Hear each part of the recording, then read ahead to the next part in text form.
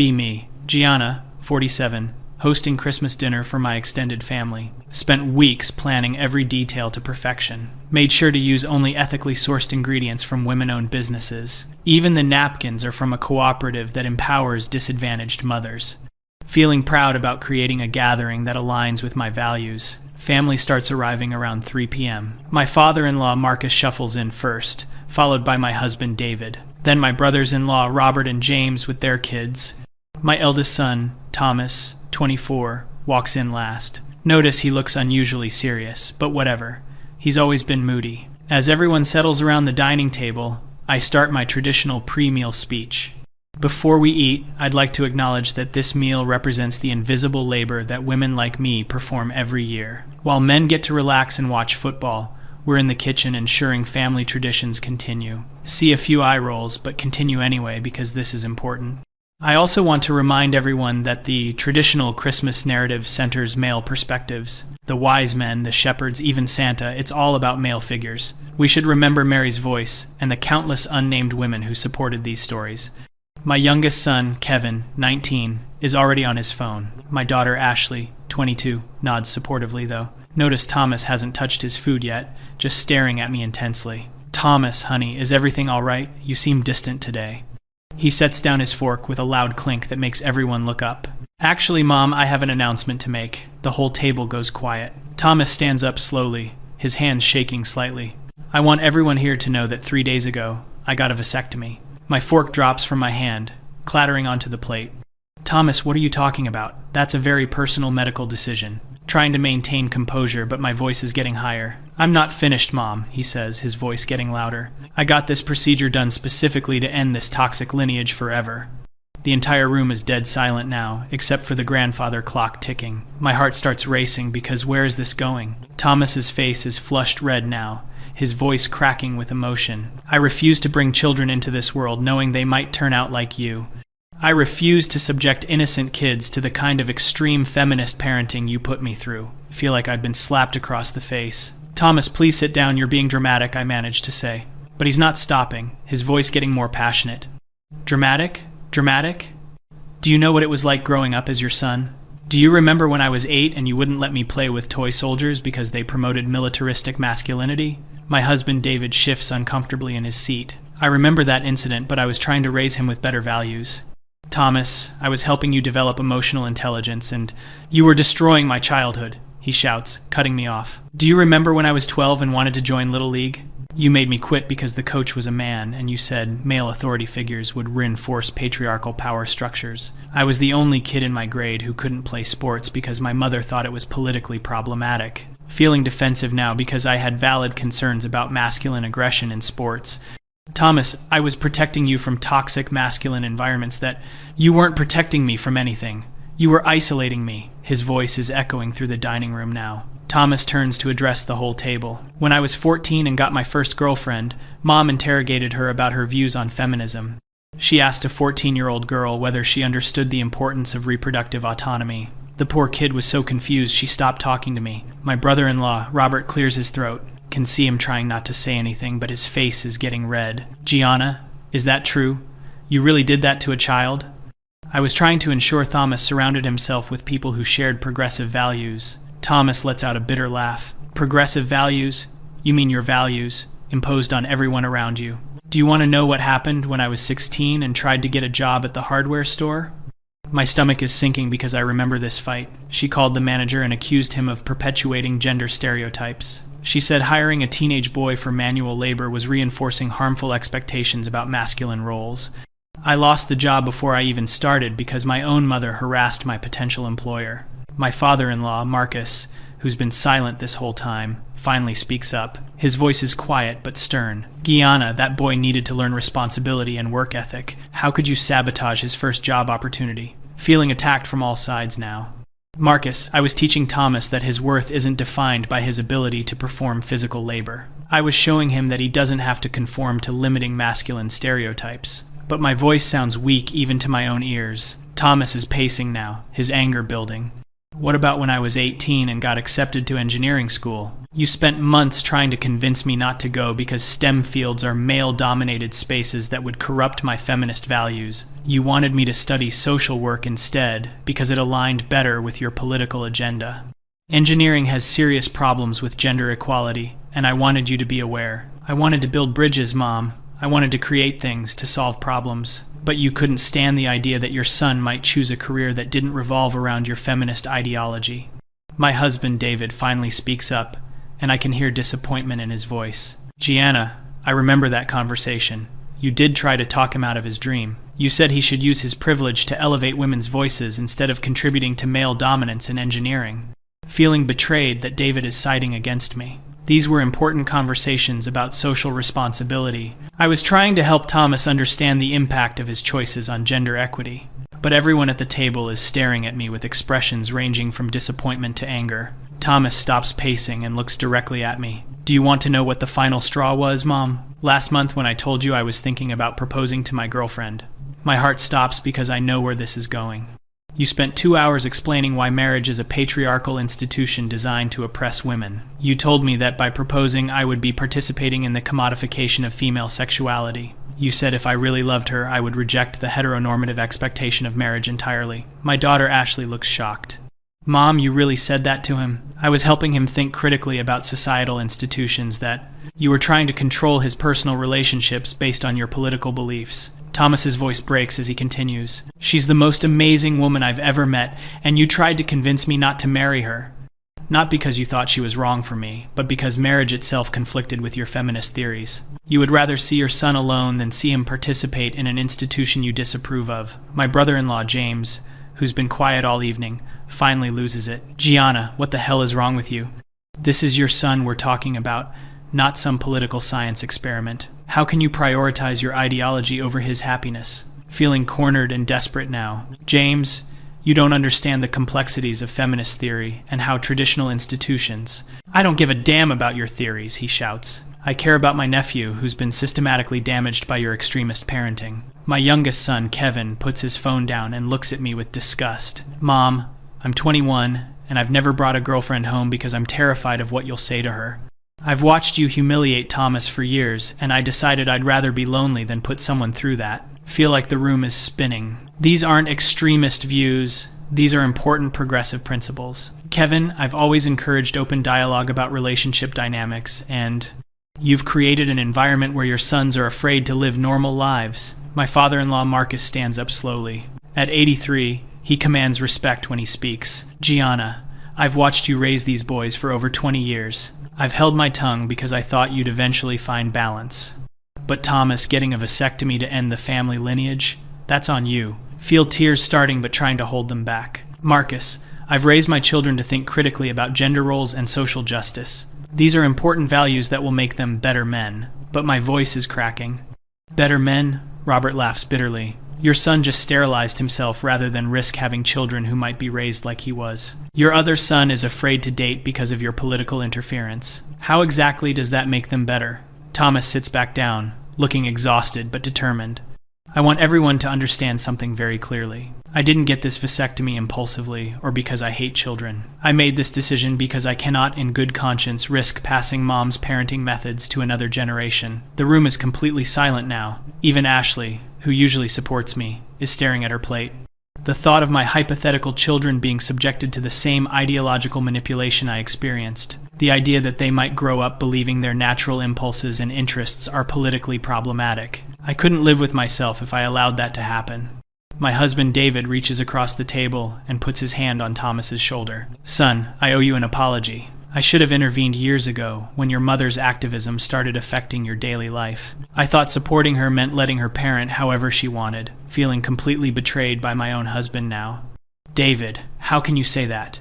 We agreed to raise our children with progressive values. We talked about challenging traditional gender expectations and promoting social consciousness. Those weren't just my decisions, those were our family values. David shakes his head sadly.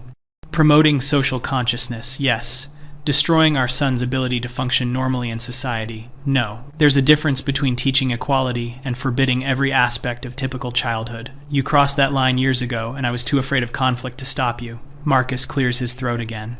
Gianna, when Thomas was small, he used to visit us every weekend. He would beg us not to tell you about the games we played or the movies we watched. A 6-year-old child was already learning to hide normal activities from his own mother. Remember those visits, but thought Thomas was just processing different perspectives. I wanted Thomas to understand that he had choices beyond traditional masculine activities. I was expanding his worldview and teaching him that.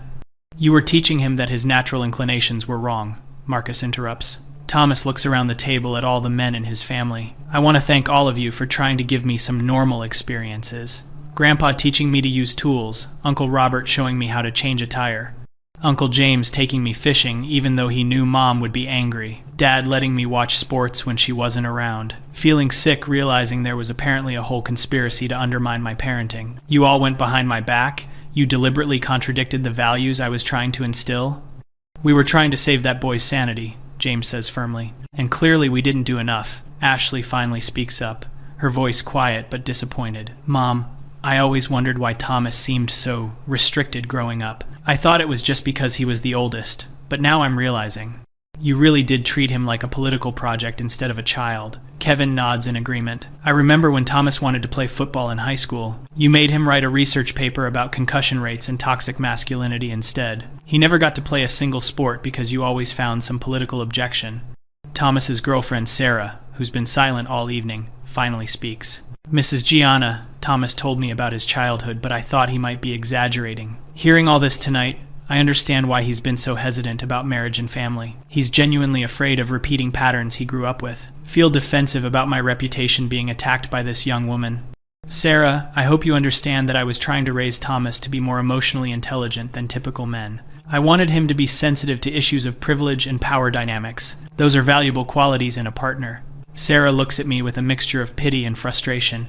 Thomas is emotionally intelligent, but he's also terrified of making any decision you might disapprove of. He asked my permission before ordering a beer last week because he was worried about promoting alcohol culture. That's not emotional intelligence. That's anxiety disorder caused by over-controlling parenting. Robert pounds his fist on the table. Enough, Gianna. Look what you've done to this family. Your oldest son has mutilated himself rather than risk having children. Your youngest son is afraid to date. Your daughter is questioning everything she thought she knew about your parenting. Are you proud of these results? Feeling attacked and desperate to defend myself. Robert, I raised my children to think critically about societal expectations. I challenged them to question harmful traditions and develop progressive worldviews. These are important skills for navigating an unjust world.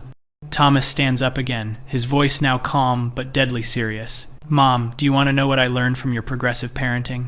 I learned that my mother's political beliefs mattered more to her than my happiness. I learned that normal childhood experiences were apparently dangerous and needed to be prevented. I learned that anything I naturally wanted to do was probably problematic and should be avoided.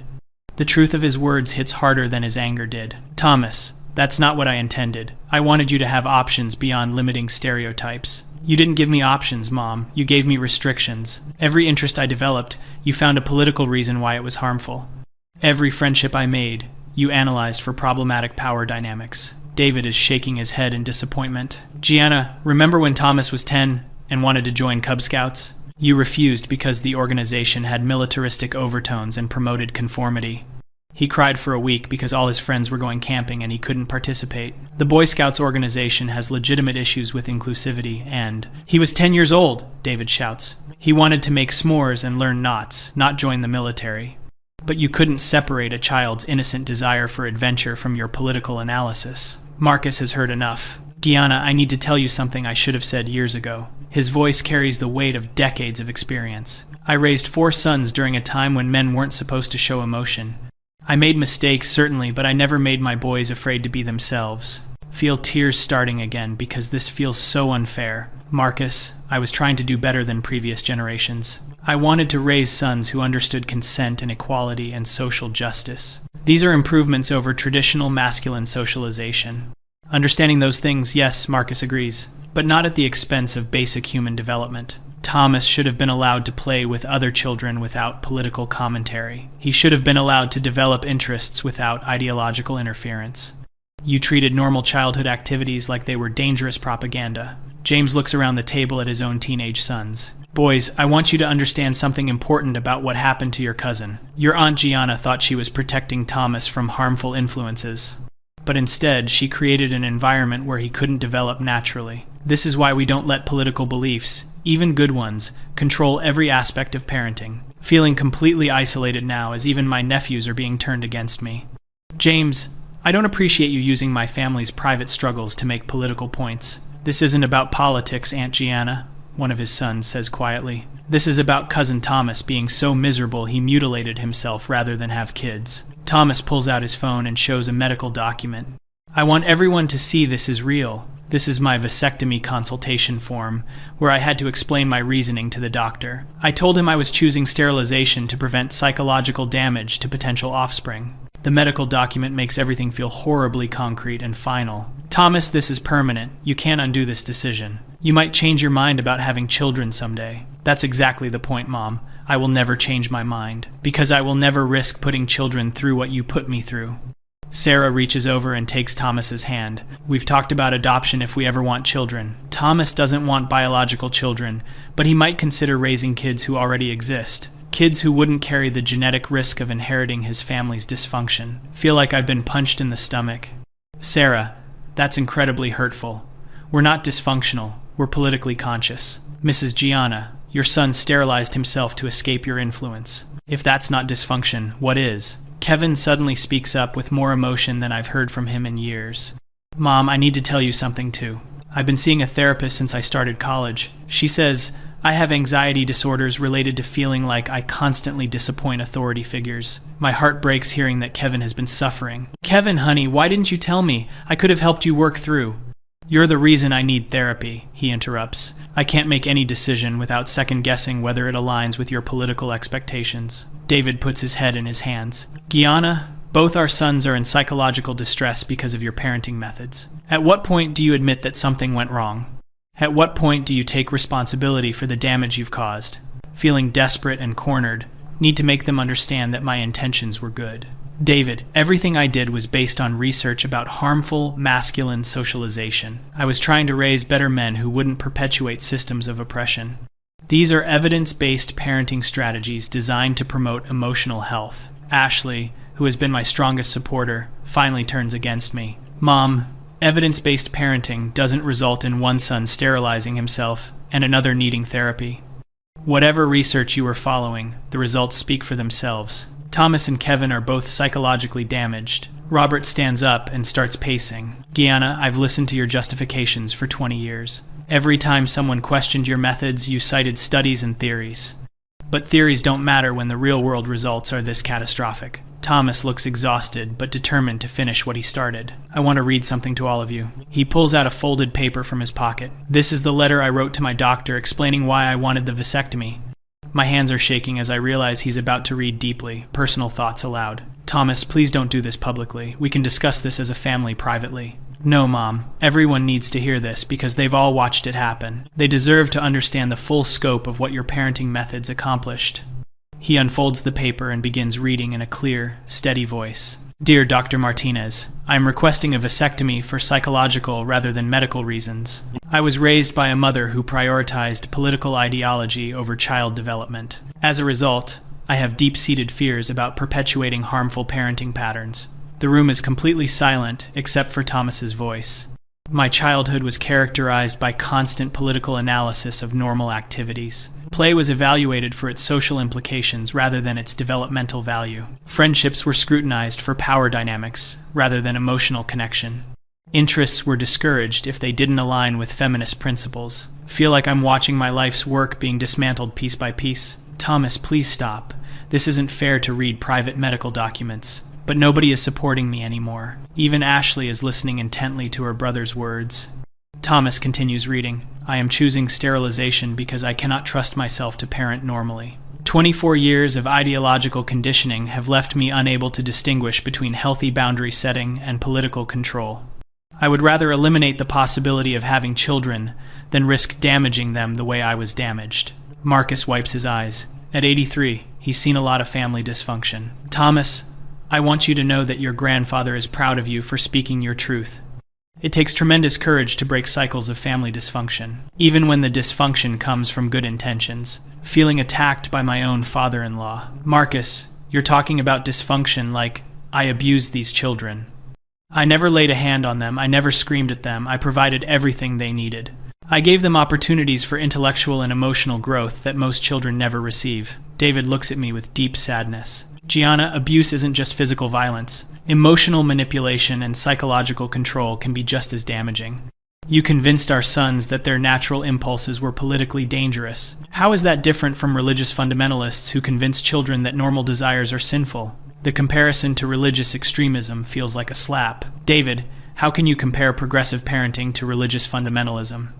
We were teaching our children to question harmful social structures, not to follow arbitrary rules. There's a huge difference between promoting social justice and promoting religious dogma. James laughs bitterly. Gianna, listen to yourself. You just described exactly what fundamentalists say about their beliefs. They think they're protecting their children from harmful secular influences. You thought you were protecting your children from harmful patriarchal influences. The mechanism is identical even if the content is different. Thomas folds up his letter and looks directly at me. Mom, I want you to understand something clearly. I don't hate you, and I don't think you're evil, but I will never forgive you for prioritizing your political beliefs over my psychological well-being. And I will never risk putting another child through what you put me through. Feel completely defeated and isolated. Every person at this table has turned against me. My own children, my husband, my extended family, all because I tried to raise progressive, socially conscious children. Sarah speaks up one final time. Mrs. Gianna, Thomas and I had long conversations about whether to tell you about the vasectomy. We decided you deserved to know because families should be honest with each other. But we also wanted you to understand the consequences of your parenting choices. Realize that this entire Christmas dinner was planned. Thomas didn't just spontaneously announce his vasectomy. This was a coordinated intervention designed to confront me publicly. You all planned this, didn't you? This whole confrontation was orchestrated. Thomas nods slowly. We talked about it as a family, yes. Everyone has been worried about you for years, but nobody wanted to create conflict. My vasectomy seemed like the right moment to finally have an honest conversation, because pretending everything is normal wasn't helping anyone. David reaches across the table toward me, but I pull my hand away. Gianna, we're not trying to humiliate you. We're trying to help you understand why your sons are struggling. We love you, but we can't keep enabling parenting methods that cause psychological damage. Look around the table at faces that used to show me respect and support. Now all I see is disappointment, anger, and pity. My feminist principles, my careful research, my dedication to raising progressive children, all of it dismissed as extremism and dysfunction. Ashley, my daughter, who I thought understood my values, delivers the final blow. Mom, I need to tell you that I've been afraid to have children too. Not because I got a vasectomy, obviously, but because I'm terrified of becoming like you. I don't trust myself not to repeat your parenting mistakes. Feel the last bit of support crumbling away. Even my daughter, who I raised to be strong and independent, even she has turned against everything I tried to teach her. Thomas stands up and puts on his coat. I think I've said everything I needed to say. Sarah and I are going to her parents' house for the rest of Christmas. Maybe next year we can have a normal family dinner without political lectures and ideological analysis. As Thomas and Sarah gather their things to leave, Kevin also stands up.